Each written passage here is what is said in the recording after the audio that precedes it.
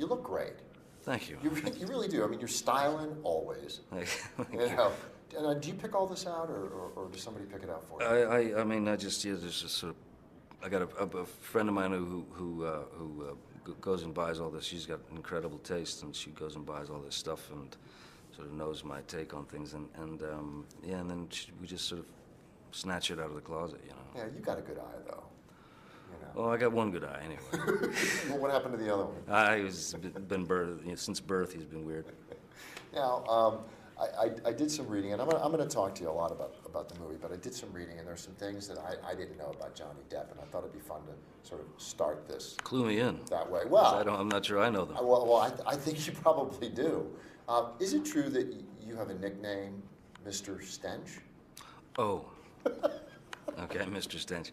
Mr. Stench was a name that I used to, it was an alias that I stayed under in hotels.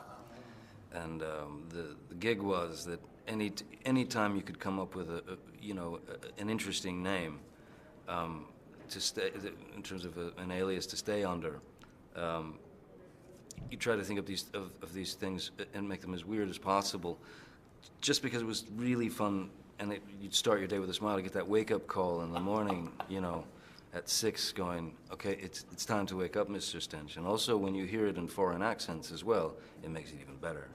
So, yeah. What does it sound like in French? Monsieur Stench.